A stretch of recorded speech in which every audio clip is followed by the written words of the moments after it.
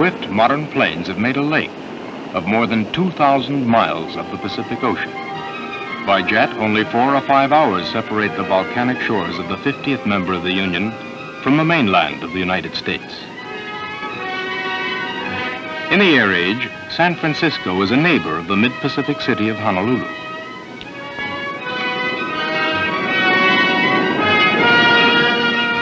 On a map, the Hawaiian Islands are tiny dots, distant from everywhere.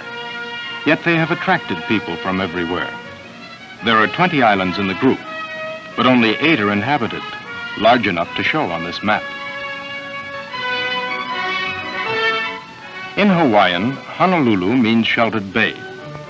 The city affords excellent harbor on Oahu, the 3rd largest of the islands. Large modern vessels that ply the Trans-Pacific Highway call here. 1,500 years ago, the first people came to the islands in rafts or tiny boats. They came from Asia and Polynesia, the nomads of the sea, looking for a new place to live. That is how the story of Hawaii began.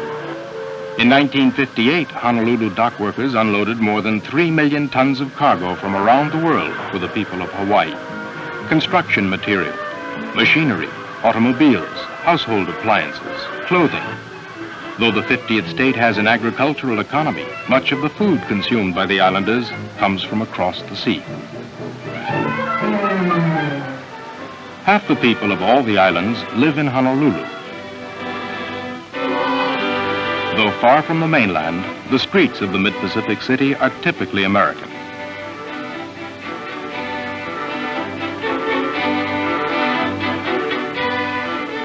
Many families live in 2-story apartment houses, garden apartments, and they shop at self-service supermarkets, familiar sights in most large American cities.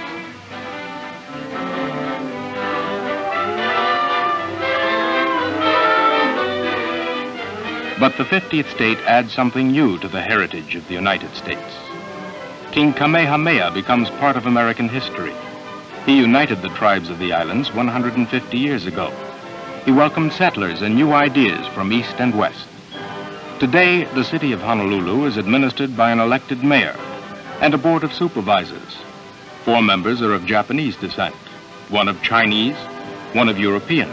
Tracing his family to the very first settlers is Mr. Kauhane. Duke Kahanamoku is also Hawaiian. He served as sheriff in Honolulu for many years. You may have heard of Duke Kahanamoku. He starred as a swimmer at the Olympics of 1912, 1920, and 1924. The post office is a busy place in Honolulu. With so many people with relatives in so many lands, there is much mail to be delivered. George Hara, the postmaster, is of Japanese descent. The seat of the state government is at Iolani Palace. In May 1959, the territorial legislature met for the last time. In preparation for full statehood, a 25-member Senate and a 51-member House of Representatives had been established to represent a cross-section of opinion of all the people of the islands. Hawaii's first representative to the United States Congress, Daniel Inouye, and one of her 2 senators, Hiram Fung, sat in this legislative body with men named Cravalho, Esposito, Trask, Takahashi, and Kauhane. The names recall many lands, but all these men are Americans.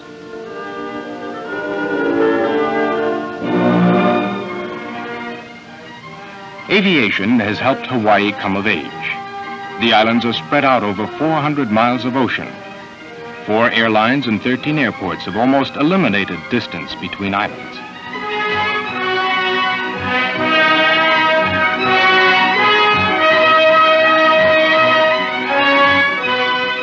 With the stewardess, we can point out some of the features of Hawaii, like the pineapple industry. To most Americans, Hawaii and pineapples have become almost synonymous. Americans themselves introduced the fruit here 50 years ago. Today, 15,000 men and women are employed in Hawaii's pineapple fields and factories. Most of the crop is canned for export. Poultry raising is a secondary industry. Shigeto Miyashita has 9 acres of land on which he keeps 20,000 fryers and 2,000 layers. 2 hired hands help him run the farm. His wife grades and packs the eggs for market while their son watches. Soon, he too will be helping. The cattle and dairy industries of the islands are growing. Livestock farmers keep pace with all the newest techniques in animal husbandry.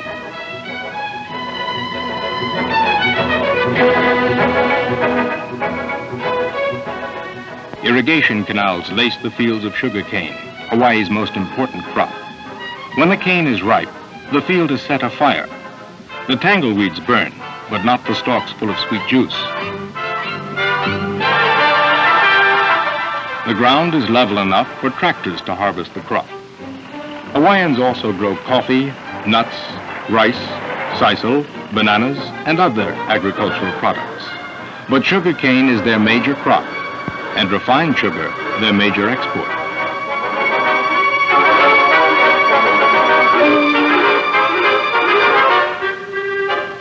A flight over the islands offers some spectacular views. The stewardess points out the smallest of the islands, Molokini. Of course, it is uninhabited. The pilot takes the plane past Mauna Kea. Measured from its base at the bottom of the sea, it would be the world's tallest mountain, almost 6 miles high. The ocean itself provides splendid and ever-changing scenery, a perfect setting for all water sports at which Hawaiians excel.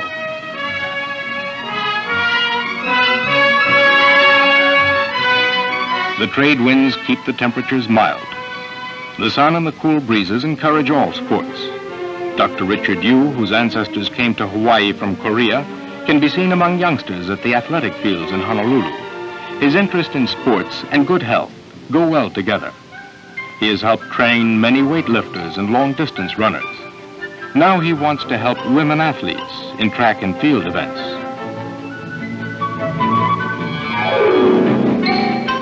With the coach of the University of Hawaii, Moses Ome, he watches trials to pick his state's representatives to the National Women's Athletic Meet. One day, one of these girls may add to the list of Hawaiians who hold Olympic medals.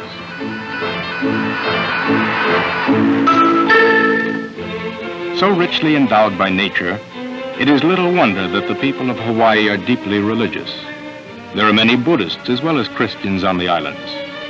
Religious services are conducted in Korean, Japanese, and Tagalog of the Philippines, as well as in English.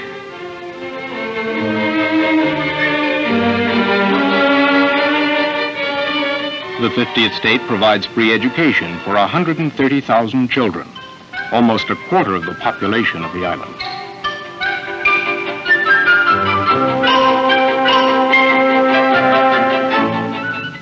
Out of Hawaii's schools will come her future doctors and farmers and technicians, tomorrow's lawmakers and citizens.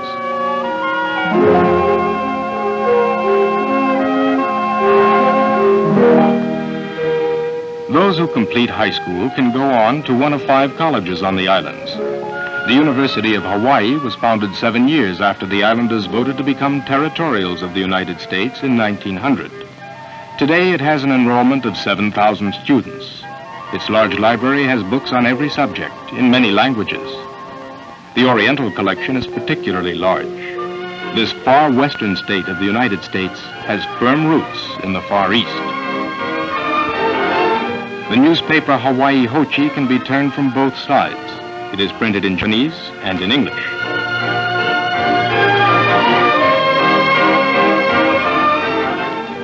Lecturers from anywhere in the world find attentive and respectful audiences at the University of Hawaii. In the 50th state, east and west and distance have been reduced to words with little meaning. Statehood does not change Hawaii as much as it changes the United States. Differences of race, religion, and culture are enrichments for all Americans. It is possible that someday a president of the United States will call Hawaii his home. Perhaps he is among the students at the university.